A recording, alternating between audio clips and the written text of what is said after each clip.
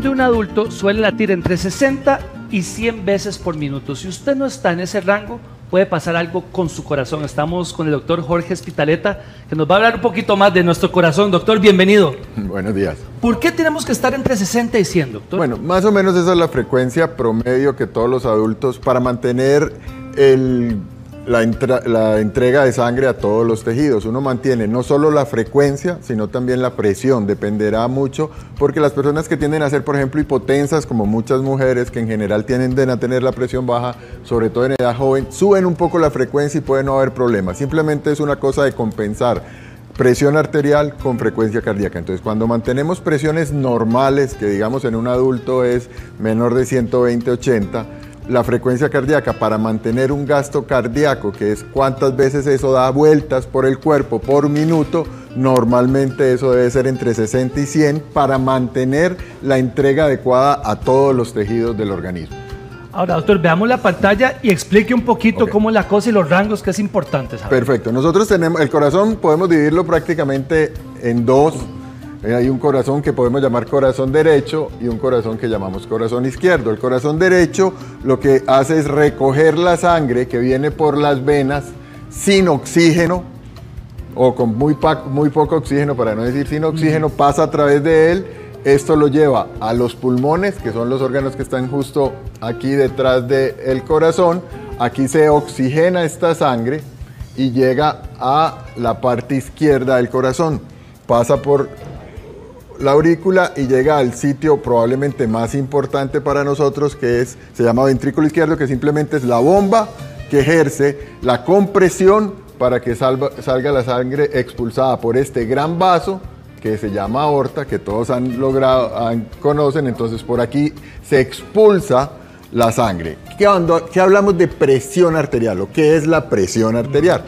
Básicamente la presión arterial es la presión que tiene que ejercer, esto es un músculo, el ventrículo izquierdo tiene un músculo, y es la presión que tiene que ejercer el músculo sobre la sangre para vencer una resistencia que se crea aquí por una válvula. Para poder abrir esta válvula, el ventrículo izquierdo tiene que aumentar la presión arterial por encima de la presión que está ejerciendo los vasos sanguíneos. Entonces, si yo tengo vasos sanguíneos muy estrechos porque soy hipertenso, o sea, porque este vaso, en vez de medir 2 centímetros, mide 1 centímetro, entonces obviamente esto va a hacer que esta presión dentro de este vaso sea mayor.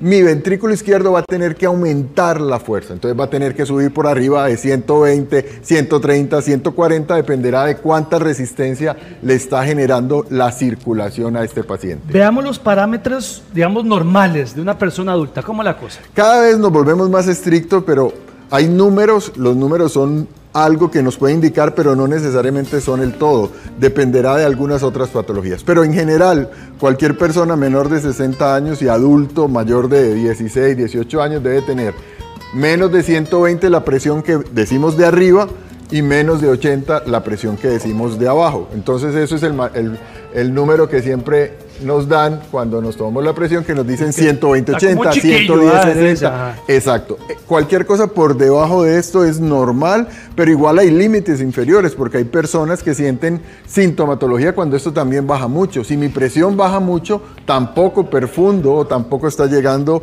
sangre oxigenada a los tejidos. Pero esto es menos de 120, 80, se considera normal. Ahora bien, cada vez nos volvemos más estrictos y entonces nos dicen que si estamos en estos rangos, antes 120, no era así, ¿verdad, doctor? Antes empezábamos como por aquí. Ajá, correcto. Entonces, ahora decimos que una persona que está aquí, que antes consideramos que era sana, sí, es una presión que está elevada y que amerita por lo menos seguimiento y sobre todo cambios en el estilo de vida. No necesariamente los que están aquí y se tienen que tomar medicamentos, sino que las personas que están aquí uno tiene que hacerle una estratificación de riesgo, que hay una tabla importante que depende del sexo, de la edad, si es diabético, si tiene falla renal, algunas otras cosas, y se definirá dependiendo de ese riesgo a futuro de presentar un evento, si amerita o no amerita tratamiento. Pero por lo menos aquí sí tenemos que empezar con los cambios de estilo de vida. ¿Cuáles son los cambios de estilo de vida? Los que todos nos han dicho. Y mantener el peso idealmente. De hecho, la obesidad pues cada vez ha sido una epidemia, una pandemia. Cada vez tenemos muchas personas más obesas en el mundo. y en nuestro país obviamente, controlar el consumo de sal. El consumo de sal, entre más sal consuma yo, en general voy a retener más líquido y voy a hacer que mi presión tienda a subir. Entonces probablemente el consumo de grasas para evitar sumarle otro factor de riesgo al corazón. Entonces cuando andamos por aquí, probablemente la meta sea cambios en el estilo de vida. Doctora Spitaleta, yo me acuerdo que mi papá era la pastillita todos los días, ¿verdad? Para la presión. ¿Cuándo ya hay que agarrarse la mano con esa pastilla y qué es lo que hace en el cuerpo esa pastilla? Ok, perfecto. Esto es muy importante porque a veces la gente dice, no, yo no soy hipertenso porque me tomo una pastilla y mi presión sale normal. Claro. Entonces, realmente lo que hace ahora la ventaja es que tenemos un gran abanico de medicamentos que podemos dar y dependerá si el paciente tiene los vasos estrechos, como hice en el dibujo previo, si el corazón lo que tiene es muy poca fuerza y tenemos que disminuirle cuánta sangre le llega al corazón. Entonces, para grandes rasgos podemos hablar de que hay vasodilatadores. Okay. Vasodilatadores tanto desde la perspectiva arterial como de la perspectiva venosa, y además hay algunos que controlan la frecuencia cardíaca. Esos son como los 3 mecanismos básicos.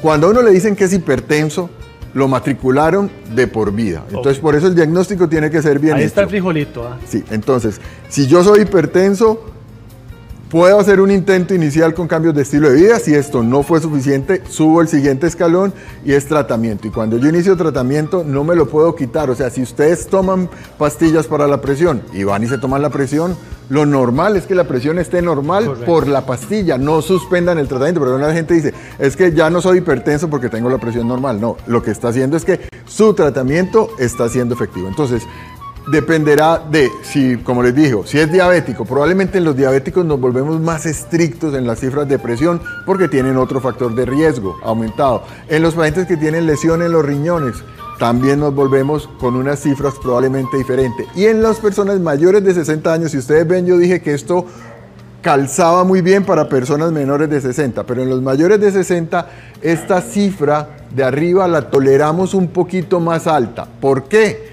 Porque los vasos se vuelven menos elásticos conforme va pasando la edad. Normalmente, de hecho, han hecho estudios que desde bebé tenemos ya estrías grasas dentro de la aorta, que fue el vaso grande que les dije, que eso va a progresar a aterosclerosis conforme pasa la edad. Entonces, los vasos sanguíneos se van volviendo más rígidos, menos elásticos. Entonces, por eso toleramos un poco, no mucho, un poco más elevada la presión sistólica. Doctor, esto es como un castillito, ¿verdad? A usted le dice, ok, presión alta, pero después le dicen usted nivel 1, después nivel 2. No, es que usted lo que tiene es una crisis de hipertensión. ¿Cómo va creciendo esto? Ok, dependerá del control. Normalmente lo que hacemos con el control es evitar que vayamos progresando en esta curva ascendente. La crisis hipertensiva podemos tener dos grupos y cuidado, no necesariamente usted tiene que tener 180, 120 para decir que tiene una crisis hipertensiva.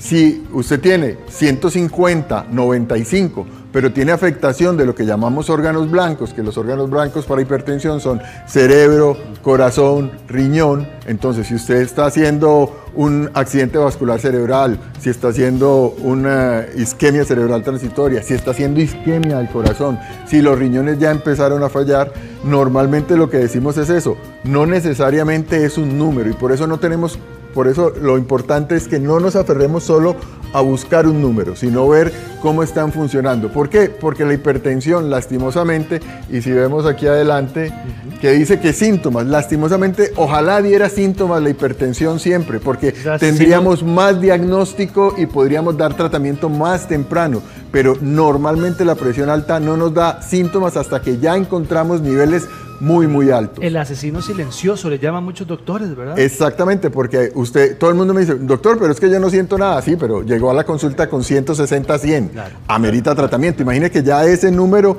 no amerita ni siquiera empezar como progresivamente estilo de vida. No, un paciente que llega con cifras tan altas de presión, pues obviamente le vamos a insistir en el primer escalón, que es básico, que es cambios en el estilo de vida. Pero un paciente que llega con esas presiones, ya necesariamente vamos a darle medicamentos para controlar la presión rápidamente. ¿Y en qué momento se interna, doctor? Si tiene síntomas de afectación de órgano blanco que llamamos emergencia hipertensiva, o sea que un paciente está haciendo angina por la hipertensión, que está haciendo encefalopatía hipertensiva, que está haciendo falla renal, que está haciendo lesión vascular, esos son los pacientes que definitivamente son una emergencia. Ahora bien, uno podría dividir, y por eso no se extrañen que a veces el paciente dice, llegué hipertenso, me dieron tratamiento y me regresaron a mi casa. Sí, si usted está hipertenso, no necesitamos bajar de 170, 110 en los siguientes minutos a 120, 80.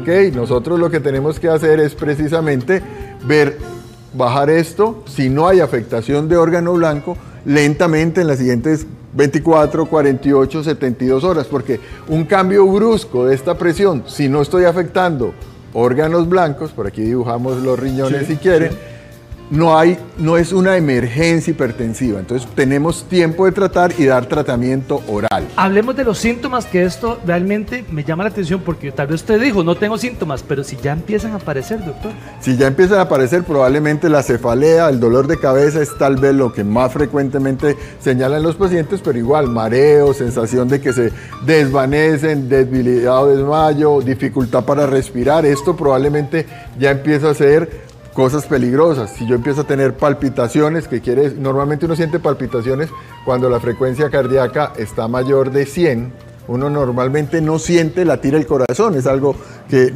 cuando usted empieza a sentir que su corazón es probablemente porque está afectado y está aumentando, y el dolor torácico definitivamente, o sea, si usted tiene dolor torácico, si usted tiene una cefalea que no ha sentido nunca, que un dolor de cabeza que usted dice, que no es lo que yo me levanto con dolor de cabeza, me tomo un café y se me quita, no es un dolor insoportable, o que tiene angina, o que de pronto dejó de orinar, usted orinaba normalmente y empezó a orinar más poco y no orinó, o que tiene las piernas empezaron a sentirse como dormidas. Ese es el momento, pues obviamente, de ir rápidamente al hospital para consultar. ¿La presión alta va de la mano con un infarto, doctor? La presión alta es uno de los factores de riesgo para hacer un infarto. O sea, a mayor cifras de presión arterial, obviamente, como ya dijimos, el corazón es probablemente el principal órgano diana. O sea, si pusiéramos objetivos, probablemente el corazón se encuentre aquí en el centro de la diana como el órgano blanco predilecto, probablemente el segundo sea el cerebro, y ahí vamos saliendo. Pero sí, definitivamente, la presión alta es un factor de riesgo importante que hay que manejar para la cardiopatía isquémica. Hablemos de los exámenes, porque yo he visto a los señores que se van conectados con una maquinita y se van tranquilos para la casa y después vuelven, ¿verdad? Eso es importante. No todas las cifras que nos dan de presión alta en un consultorio son necesariamente hipertensos. De hecho, hay una cosa que llamamos como hipertensión de gabacha, que es que normalmente uno se estresa cuando va donde el médico. Claro. Entonces uno manda algo que se llama un monitoreo ambulatorio de presión arterial, que es eso. Le ponen su manguito, le ponen una grabadora, usted va a hacer su vida normal, el manguito se va a estar inflando normalmente cada 30 minutos durante el día, cada hora durante la noche, para que uno más o menos pueda descansar, y entonces uno precisamente hace eso, hace cómo se comporta en el día la presión, y normalmente siempre en la noche tiende a bajar un poco la presión. Entonces esto lo medimos, sacamos la regla de por cuántos de las presiones tomadas están por encima del rango, y si, por ejemplo, una persona que está un poquito alta pero que no hace este fenómeno de descenso en la noche, es una persona que hay que tener en mente, y probablemente sea un factor de riesgo, porque lo normal es que nosotros, una vez nos acostamos a dormir, la presión tiende a bajar por el ciclo circadiano. Doctor, nos preguntan mucho por la persona que está dormida y siente que le paró el corazón y se levanta asustado. Ay, ay, ay, ¿qué es eso? ¿Y realmente se le para el corazón? Normalmente no. Digamos, lo que puede sentir es una pausa muy grande en la frecuencia, y esto también amerita. Así como que se pone un manguito y se va todo el día para tomarle la presión, hay otro aparato que se pone como un electrocardiograma y una grabadora, y le graban durante todo el día, o inclusive ya hay hasta de 72 horas, y hay unos aditamentos que se pueden adaptar que pueden durar hasta un mes, precisamente para poder analizar, porque puede que en las 24 horas que yo lo estoy viendo no pase nada. Correcto. Entonces hay veces que necesitamos o 3 días o 5 días o más. Doctor Spitaleta nos dio una clase magistral de lo que es la presión. Con gusto. Muchas gracias.